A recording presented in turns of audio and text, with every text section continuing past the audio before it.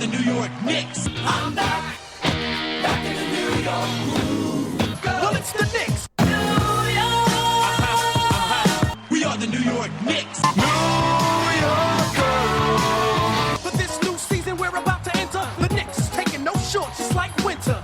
New York, New York. New York be about the Knicks, huh? But the best thing about New York City is K-N-I-C-K-S. Everybody say go New York, go New York, go! Go New York, go New York, go! Hey everybody, welcome to the New York Knicks podcast, episode 611, which is coincidentally the same amount of points the Knicks lost by yesterday. I was thinking for the opening theme, Jay. Yeah. I mean, I know we're going to talk about the game in a second, but I was thinking I like what you have, but I was thinking maybe you could take a bunch of clips of famous from movies or wherever of people crying and just weave them together, and we can have a nice montage of crying to reflect how I feel right now. I mean, I don't want to overreact to one game. And I do. Aren't we? This is the entire point of this episode to overreact. I said this on Twitter earlier. After game one, I kind of had that, oh my God, this team is awesome. Hey, we can get past Cleveland. We can get Milwaukee. Giannis is injured. Maybe we'll get the ball. Maybe this is the year we're going to make an improbable run to the final. This could be our year. And then after last night, my reaction is, I don't think I ever want to watch a basketball game again. Yeah. So people were bringing out brooms after game one, and I was like, please don't do that. And then now after that they lost game two, people were like breaking out the trade machine. I'm like, can we just be rational for a minute? They the Knicks offense tripped over those brooms. Let's just dig right into it. The Knicks got. Did you know that? I saw this on Twitter. AG1 Knicks posted the Knicks starting five shooting percentages in the 2022-23 playoffs so far. Mitch is 60%, Randall's 37%, RJ 24%, Grimes 16%, Brunson 39%. And I think you missed RJ, who's 24%. Did I not say RJ? And I said RJ. And IQ is just as bad. I was going with the starters, but no one gets you. Everyone sucked last night. It was goddamn brutal. It was just usually like somebody plays good and you're like, oh, they wasted so-and-so's good game. Not one. You could say like maybe Obi had an all right game. Everyone else was just terrible. To dig. So I asked on our different social media platforms what adjustments should the Knicks make for game three? Yeah. And I thought some of them were just interesting to read. New York, the NYK process writes, trust each other, move the ball more, and just rise to the occasion. Time to go to war. That sounds pretty good, right? Definitely needed more ball movement. Yeah. PD, and we can get more into it, but PD T.B. wrote, don't play Barrett. Well, that's also what Stephen A. Smith said. Sean writes, let me give you more. Sean writes, literally just don't do the second quarter again. Also need somebody to hit that hit more than one 3-pointer besides Randall. Anybody. Josh writes, not passing to Cleveland should be high on the list. Oscar writes, ball movement, take care of the ball, and definitely be more physical. We got bullied last night. One comment, which I don't have here, but I saw on Reddit, someone said, the Knicks weren't so bad last night. All they need to work on is passing, shooting, rebounding, scoring, 3-point shooting, everything that goes into playing basketball. But other than that, we're good. It was really just the second quarter. I mean, if you take the other three quarters combined, it was a wash. I don't know. On points total wise, I guess it's probably around that. No, it was dead even if you add up the other three quarters. Okay, Cleveland kind of let the Knicks get back into it. Cleveland could have won by 30. They won by 17. They outside of Jared Allen trying to murder Julius Randle. Generally, Cleveland did not. They kind of let the foot there. They didn't try. They let the Knicks score some extra points in the fourth quarter. True. When the game was kind of over already. Yeah. Well, I mean, the game was over in the second quarter. So certain things. So first, apparently double teaming Brunson is a great strategy. I'm a little concerned about that because you could say the turnovers, the Knicks aren't usually that sloppy with the ball. They missed like an abnormal amount of shots. Everybody missed shots, so that probably won't happen again. The double teaming Brunson, I feel like the Cavs will do again.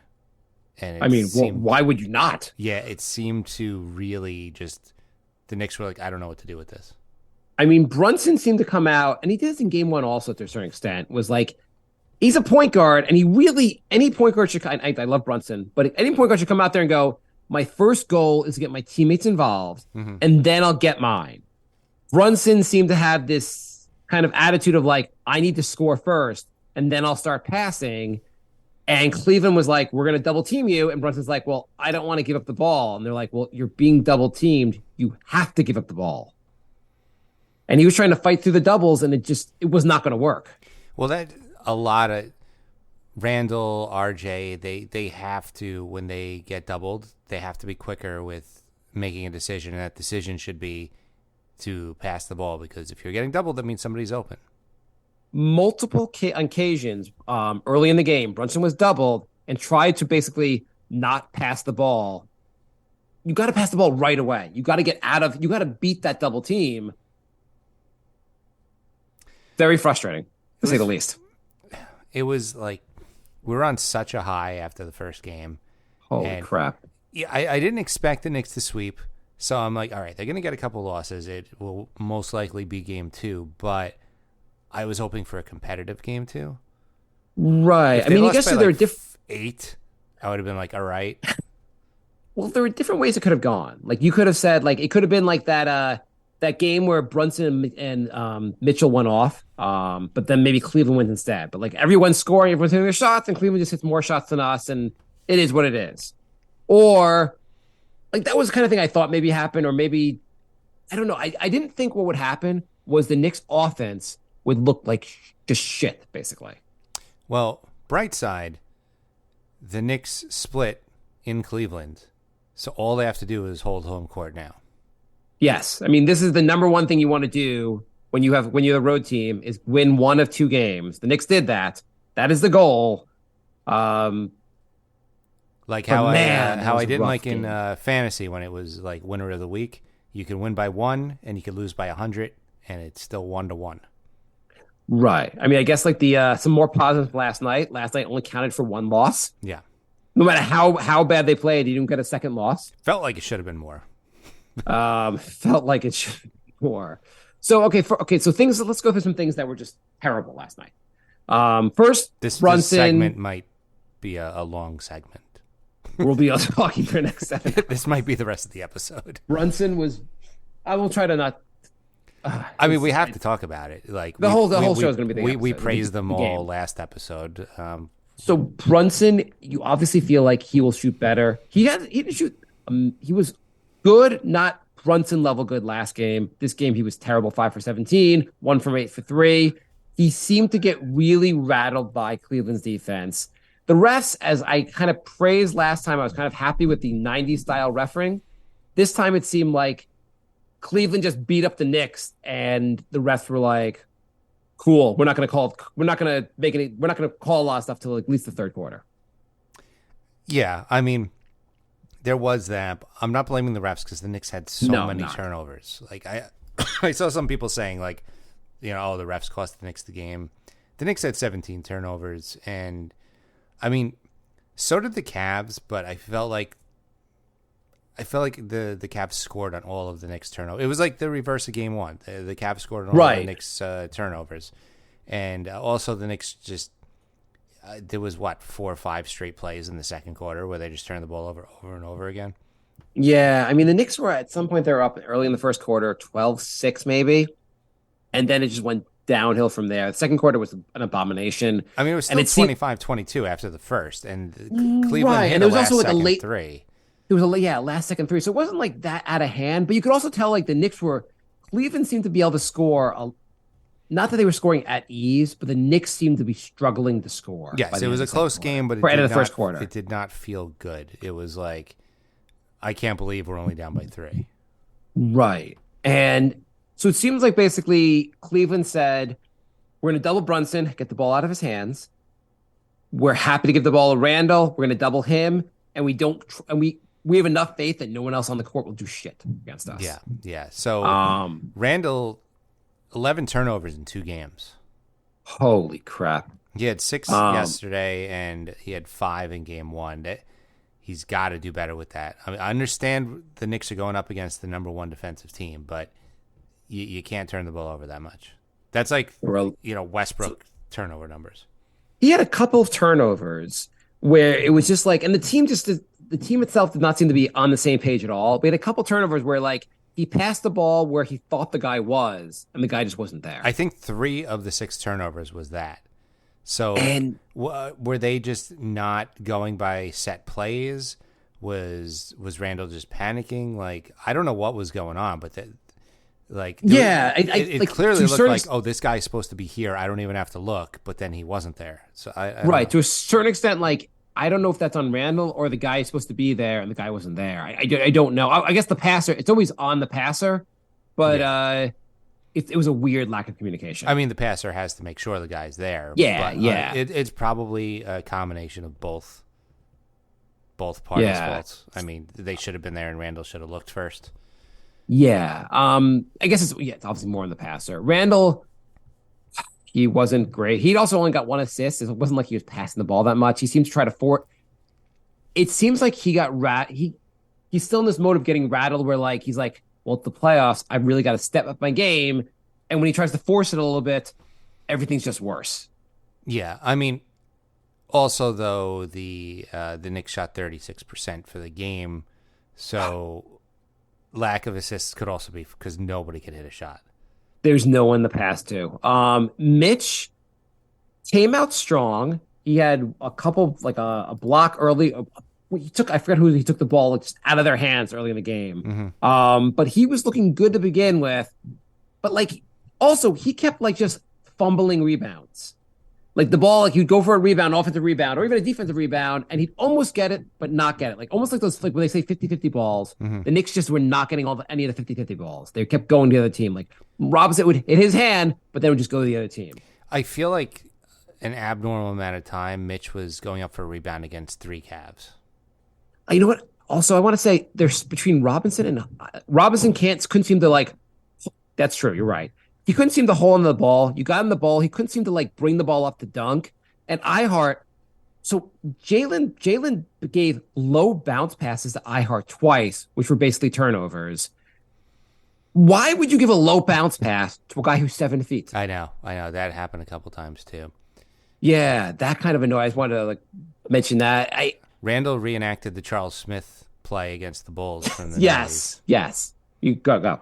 It was the same thing. It was like Randall block, and I was just like, are we really gonna just reenact the worst moment in Knicks playoff history? I mean, if you're trying to fake going up and the defense isn't biting, pass the ball out. Yeah, he was like triple teamed at that point. RJ sucks. RJ has been god awful. RJ has. You need your third score. He's supposed to be the 3rd best player in this team. He's got to be able to step. I understand everyone played poorly. RJ was terrible in game 1, and he's terrible in game 2. Jay sent me a shot chart where they said the only makes shot RJ has made so far have been right by the basket. Everything else has been like, at least last night. Everything else outside of the paint did not go in. He was 0 for 9 outside the paint and like 4 for 4 in the paint. And Tibbs always is like, RJ, attack. RJ, attack. Dude, stop doing floaters. Stop doing everything. Just get to the basket. What's the deal with RJ? RJ was the 3rd pick in the draft. Do you remember who the 4th pick in the draft was, Jay? Because he lit us on fire last night. Yeah. Garland he looked all right. He looked okay. He looked pretty good. Donovan Mitchell didn't even kill us last night. Donovan Mitchell didn't even he wasn't a huge part of the game last night. He only took 11 shots, which is not great. Like that this was such an ass kicking without Mitchell going off. He got 17 points. I would have assumed Donovan Mitchell would get 30 points every game. They didn't really need him because Garland was on fire. Well, that and LeVert went off too. LeVert went off also. That doesn't it would be nice if the Knicks had someone on the bench who can go off. I quickly came into the game and I was like, okay, now we're gonna get some good quickly. I have to balance out the bad quickly. he turned the ball off over immediately, and he was just garbage. He seems had like some he's points. rattled. Yeah, he came in the fourth quarter. He had a couple points, and so he shot 4 for 8 from the field. But really, all his points came at the end of the game. He was garbage when it mattered. Yeah. Josh Hart, I guess maybe he should have sat out the game. Somehow Hart wasn't very. He you look at his stats, you're like that's not bad, and then you look at plus minus, and he was a He was minus negative 29. How? Yeah, I'm assuming his ankle injury, affected his game. Because it's nice to be able to you're like, I'm going to play, but you can't play if you're just not going to play as well. Yeah. Toppin, I know you like Toppin. I don't think Toppin was all that good either. No. I mean, early in the game, when he came in the second or the first quarter, he was. You know what Toppin does is kind of annoys me is if you've ever noticed where he floats 10 feet behind the 3-point line. Mm-hmm. Have you seen he'll set 5 or 6 feet behind the 3-point line, just waiting for I don't know what, cut to the basket, do something. At least stay at the 3-point line so we can hit you for a 3-pointer. But he's standing 5 feet, 10 feet out, not participating in the offense some plays. Yeah, and then I think Quickly and Toppin didn't look that bad because they got a couple buckets in garbage time. I mean, their stat lines don't look that bad. They weren't They weren't good though. No, they weren't. They weren't. Grimes has been terrible. Grimes has been terrible. You want to go some questions, Jay? Yeah. So Rob in the chat says RJ's been so hard to watch. Even if we did want to trade him, what could we even get for him? I feel like we could save this for the offseason, really. We have a whole summer for RJ trade talk because that's definitely going to be the hot topic unless he starts playing well. But if you're going to say where we're going to upgrade this the number one place to upgrade this roster is RJ. Well, here's the thing. If he plays well, you're like, okay, we just got him signed to a long contract. Maybe this is a turning point. If he plays bad, you're like, his contract extension didn't even kick in yet. You can't even trade him. So it's like... No, you can trade. Well, you can trade him. It kicks in next year, so you can't trade him. But it's hard to trade him. You can literally trade him, but who the hell is going to be like, oh yeah, I want to get in on that? I mean, you can just trade him for contracts that just look worse. You were like, hey, I might be able to turn RJ into Trae Young because Atlanta is miserable right now, but you may not want to do that. Right. It's like, hey, can we get the Knicks' 8th best player? I mean, Minnesota's like, what? We'll take RJ. Have you heard of Rudy Gobert? Right. Yeah, it's gonna be another disaster contract. Yeah. The thing is, it's 4 years. It's a tough. People were like, well, why did Tibbs play RJ so much last night? First, it's not like Grimes or Hart or anyone else played that well to take his minutes. And also, it's hard to... He's supposed to be your third best player. It's hard to win without him. Well, that's the problem. I would say, yeah, play IQ or play Grimes more, but they were absolutely terrible too. Maybe you give McBride some of his minutes and see what happens. Yeah, you know what happens? You lose the game.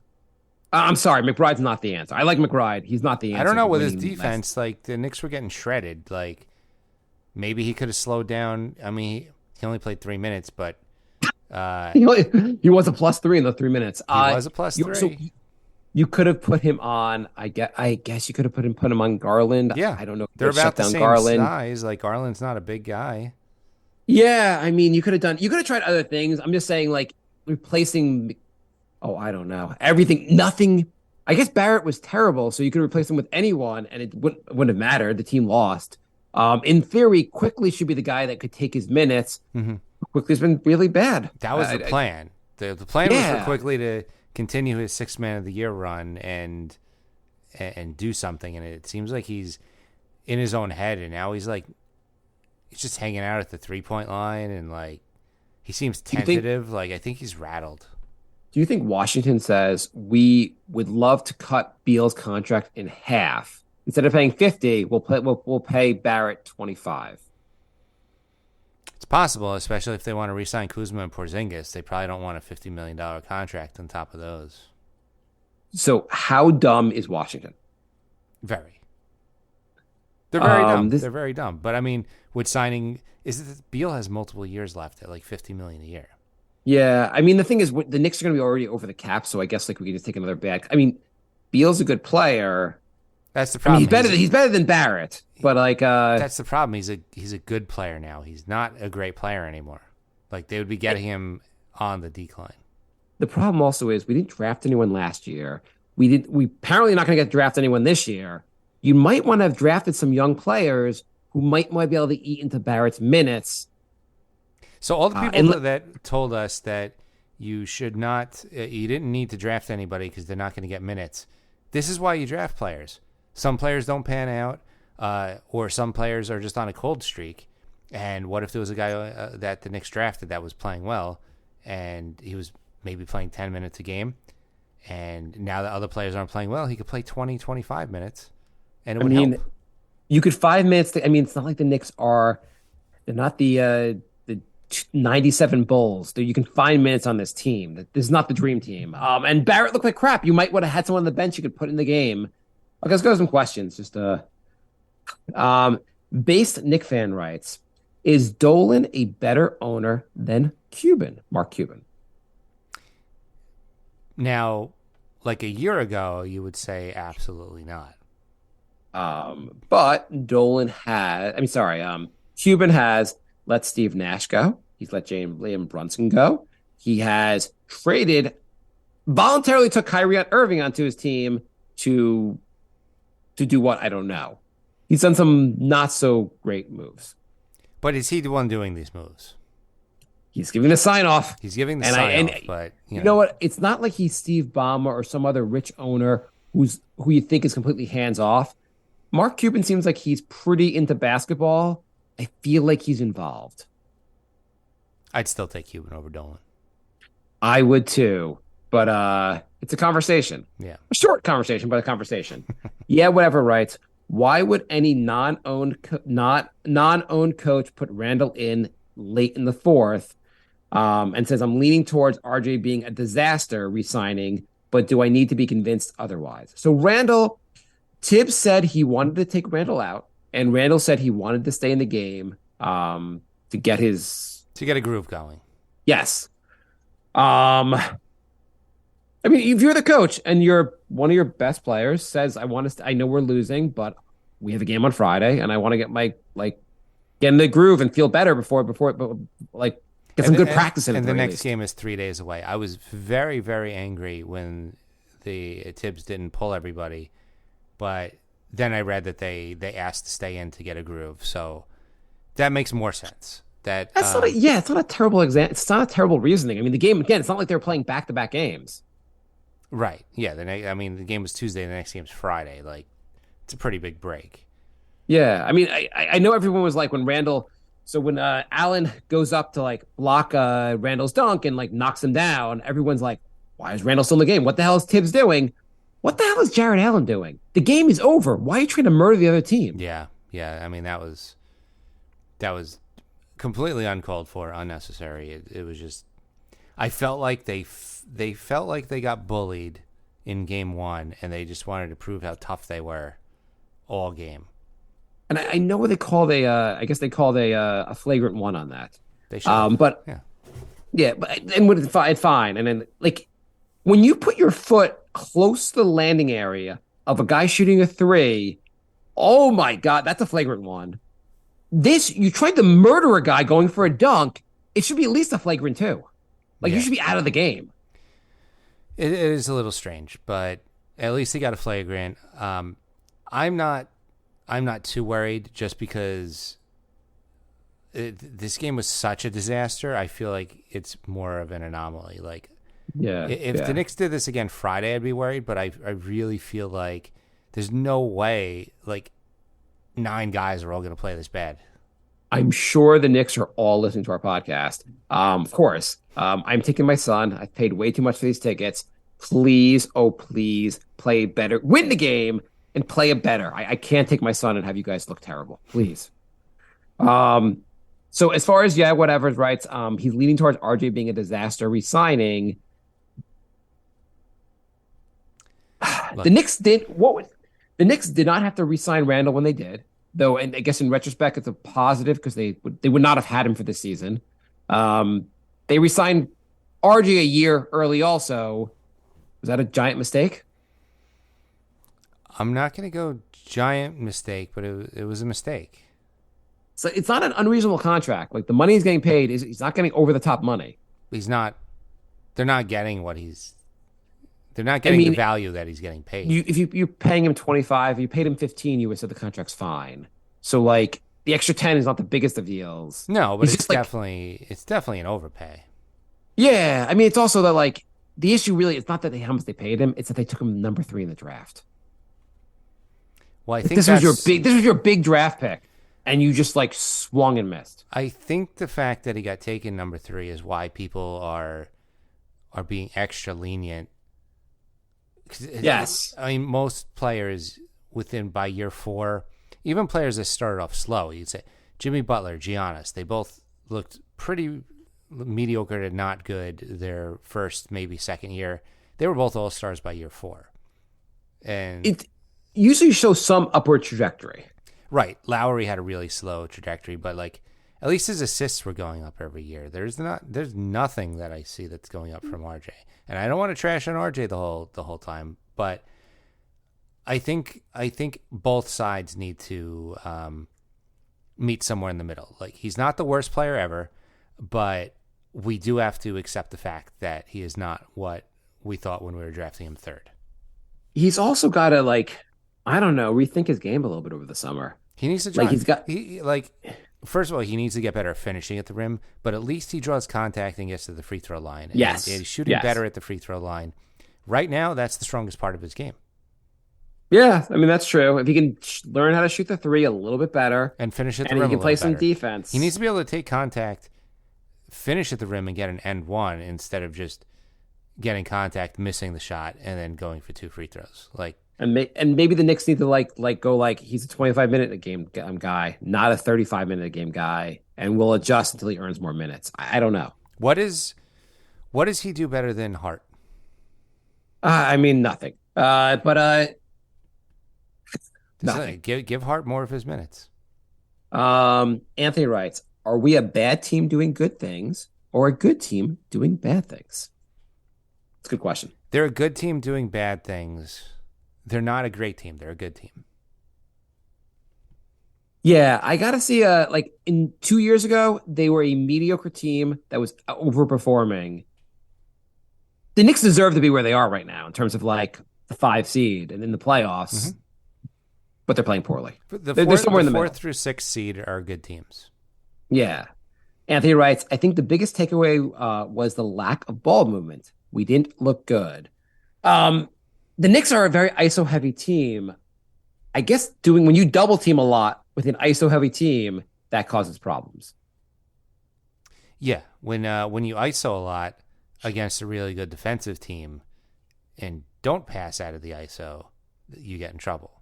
The Cavs are too good on defense to do that. There was Brunson did it a lot. He would he's used to driving into the paint and getting a floater or a step back or something, but he's got Allen and Mobley now, so it's a lot tougher. There was another play where RJ dribbled it for 16 seconds and then took a fade away. That was not great. And Randall turned the ball over a bunch of times when he tried to drive. It was just bad. By the way, IQ, I recall during these regular season we just watched, he was very good, very crafty, getting himself open, kind of like Jalen Brunson style. Mm-hmm. It seemed like he could not even get an ounce of space against Cleveland. It seemed like basically no matter what he did, try to inside the paint to try to get himself open, whoever was defending him was basically like having sex with him. He was that close, basically. He was fornicating with IQ at all times because IQ could not get open. The paint is going to be a lot more jammed up unless you get one of them in foul trouble. They don't have any backup big men. They don't. Well, they have Rob. Yeah. They're playing those guys 42, 44 minutes a game. Their backup is Dean Wade, who should be a small forward. So, when you guys attack, you got to get them into foul trouble. If not, it's really tough with that lineup, but it's really thin after that. So either get them in foul trouble or you got to start hitting your 3-point shots. Those are the two keys to winning the game. Do you think Tibbs will give R.J. Barrett the Isaac Okoro treatment at any point this series? No, I don't. I think RJ's locked into 30 minutes no matter how bad he plays. I feel like Tibbs will make some adjustments. Like Elfrid Payton no longer started in the Atlanta series. Yeah. I feel like depending on how this game goes, and he may have some adjustments for this game, I think he's going to make adjustments. Like, I don't think he's going to go to the same game plan the rest of the series. I don't either, but, RJ minutes might go from like 40 to 30, but I still think he's going to play a lot. Were you surprised though Okoro was out of the game that fast? I was surprised. I know he got 2 quick fouls, but I figured he'd be back in the second quarter, and that was it for the whole game.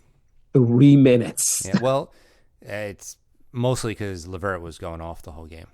Yeah, he was pretty good. State from Harlem writes, why does Randall have 11 turnovers and Grimes, Quickly, Obi, RJ all average under 15 points per? And why does nobody bring up the huge problems, a.k.a. Tibbs? I feel like a lot of people are bringing up Tibbs. I mean, you know what? You want to kill Tibbs? I don't know how much is Tibbs' fault that no one could hit a goddamn shot and the team looked unbelievably rattled. I guess you're supposed to get the team ready, but man, they look rattled. I mean, every single guy who played poorly. So I don't know what Tibbs is supposed to do. Dust off Rose, who hasn't played in like a month? Yeah, you're not bringing anyone else new into the game. And whether maybe you give McBride minutes, I mean, I don't need your coach needs to tell you that you're being doubled. You need to pass the ball immediately. I guess you can tell that to Randall. You'd think Brunson would know that. We'll see what happens next game. I mean, if Tibbs is a good coach, he'll have a game plan, and something different will happen. Yeah, I mean, if we could start getting on Tibbs' case. Basketball is a chess match, and the Knicks made the first move, and the Cavs adjusted. Now it's the Knicks' turn to adjust. If they don't, we can start getting on Tibbs. But yeah, everyone played absolute garbage. I don't know what Tibbs is supposed to be like. Don't turn the ball over 17 times. Like, how is that's their fault. That's the player's fault. Don't pass the ball to the other team. There was one Obi got they would pass the ball directly to the other team. And as for all those other guys not scoring 15. It's because they don't hit shots. They all have touches. They all have looks. They're just nobody's hitting their shot. Yeah, if anyone was stepping up, it's not like IQ played well and like Tibbs is like, you're only getting 23 minutes even though you're playing well. It's not like Grimes was like, wow, Grimes, you're really on, but only 22 minutes for you tonight. If any of those guys are playing well, RJ, whoever else's minutes will go down. Tibbs wants to win this game. It took IQ 6 quarters to score a bucket. Yeah. Daryl writes, do you think game 3 is the one that determines the winner overall? We can't serve that up again, surely, or can we? You can. So will game 3 decide the series? Yeah.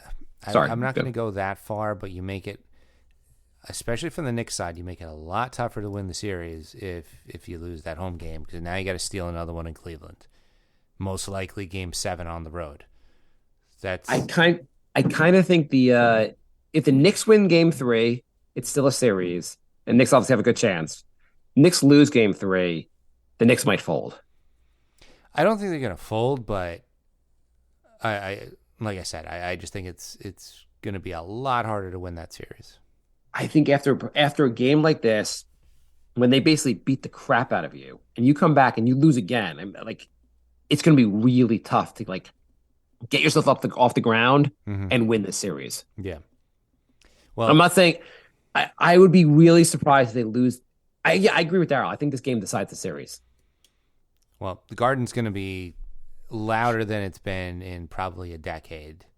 So they're going to have the whole state behind them. So we'll see what happens. So what adjustments are you making, Jay? What adjustments? How are you going to adjust? You're going to have McBride play center?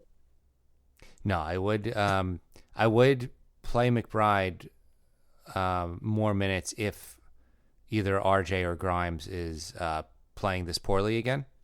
I would. Yeah, I guess if that makes more sense. Minutes. I would make it a goal to try and get either Mobley or Allen in foul trouble.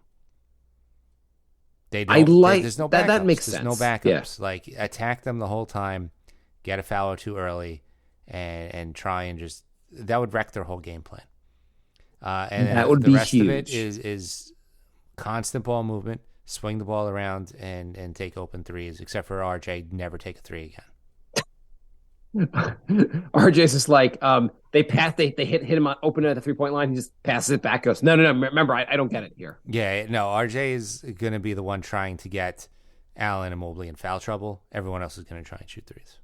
I was going to say the best way to get them in foul trouble is a guy like RJ going hard to the RJ's basket. what 6'8"? Like he's a big guy. Like big guy, yeah. Go in there, draw some contact, get him in foul trouble. So one thing they did in the game one was there was a bunch of points off of defense. Like I guess they got some steals. And there were also just points off of like turnover. I guess there was a little more fast break action. Mm-hmm. And in this game, Cleveland was able to get set on defense a lot more often. Knicks got to move the ball faster. Yeah. They got to pick up the pace. Well, it's easier to go on fast breaks off of misses, and they were letting Cleveland hit every shot. I didn't realize LeVert played. I'm just looking now. 40 minutes. He played 40 minutes. Yeah. Jesus Christ. Yeah, well, he played all of Okoro's minutes plus his normal minutes. It's also everyone's giving Tibbs so much shit for playing guys too many minutes. Cleveland again played the big minutes: 39, 35, 36, 39, and 40. Mm-hmm. 5 guys played most of the minutes. Yeah. So there's that too, Yeah, maybe you shorten things up a little bit if guys can play well. Like I know you wanted to add McBride. Maybe you go to an 8-man rotation. If 8 guys, if RJ looks bad at first, he's done. Hart quickly, and Grimes can just take the minutes. I still like the 9-man rotation, but maybe even go to 10 with McBride. I don't know. Yeah, I don't know. This is a tricky thing to figure out. That's why we're not coaches. We are just dumb people with a dumb podcast.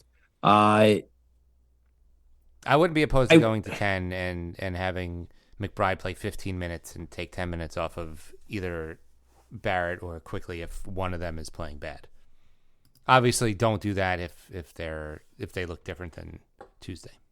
I mean, one big thing last game was the Knicks rebounded Cleveland by 20 rebounds. This game, they were out-rebounded by Cleveland. Mm-hmm. That's a pretty big difference. Yeah. The rebounding and the turnovers and the playing better basketball is a big thing for us.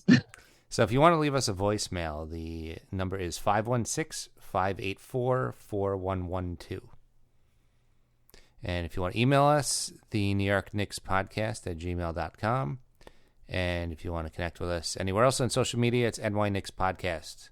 That's on Facebook, Instagram, and Twitter. Twitch is twitch.tv/crumpledbacon, and YouTube is youtube.com/TITOWAJ. I did feel like the Knicks did not come out with the defensive fire they came out with in game 1. I think that mattered also. Yeah, I don't know if they got cocky or they got thrown off by how aggressive Cleveland was being, but something definitely looked different in game 2. Like in game 1, early on, Randall was helping do double teams. It seemed like the Knicks were doing doubling. In game 2, I didn't really see a lot of that.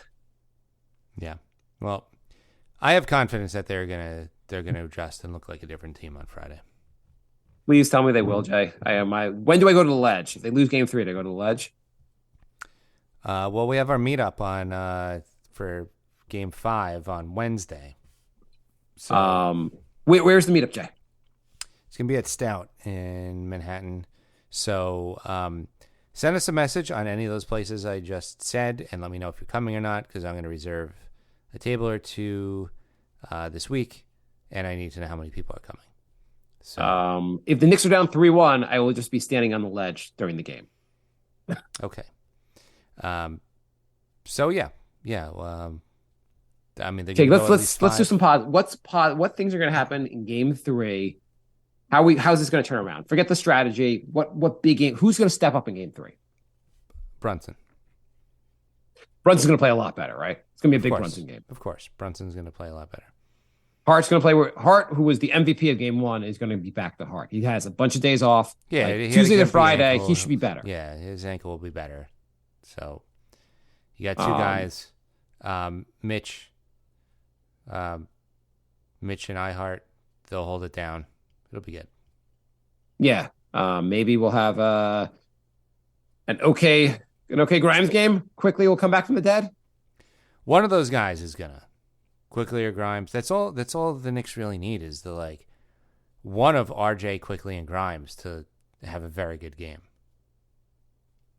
Yeah. Right? They need one of these guys to get like 20 points for us. Yeah. They don't need a ton. They just need a couple guys to play efficiently. Because, I mean, even game one, it's not like Quickly or RJ played good and they still won. Like, they just need somebody else to play decent and they're going to win the series.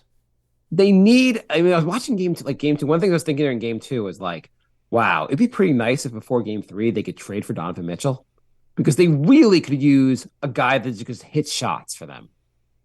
Yeah. Yeah. Do you think Cleveland will do a trade for Donovan Mitchell before what do we have to offer before game three? Hey, you want all these guys that are just not hitting any of their shots and also playing poor defense? What if we're willing to do RJ for Mitchell now? It was just, I really was just like, wow, the Knicks really could use a guy who just hits, like when everyone else is bad, this dude could just knock down some shots and keep us in game. And it's supposed to be Brunson, but they could use another dude that would take Barrett's job to do that. Rob is still glad they didn't trade for Mitchell. I don't know how good they would be if they traded Mitch, RJ, Grimes, and Obi, and then like 5 draft picks, which is I think what Ainge's offer was. That's a pretty goddamn big package. There's got to be a way that you can upgrade this roster with all your draft picks without having to. Like, it still thinks this team, like, even if they lose to Cleveland in the first round, hopefully they'll beat Cleveland. You had a team that's the 5 seed, a lot of guys who are playing well and young who are getting better. You have a bunch of draft picks. There's got to be a way to upgrade this roster. Yeah, use some of the draft picks. Stop giving stop trading them. A trade RJ, Obi, and a bunch of draft picks. There's got to be someone you can get who'll be better than RJ. Or keep RJ. I don't we're screwed. Let's just focus on Friday. The Knicks are going to win. Then this will all just seem like a minor blip in the series. Knicks, you could win my son over for life if you win this game. Let's do it. There you go. All right. We will be back on, I guess, Monday to recap Game 3. Yes. So thanks for listening. And we promise if the Knicks win Game 3, we'll have an overreaction in the other direction. Right. So we are only about overreactions without any sense of the bigger picture. Exactly. So thanks for joining the chat, Rob. We will talk to you all on Monday. Bye, bye, love. Goodbye, everybody. Goodbye.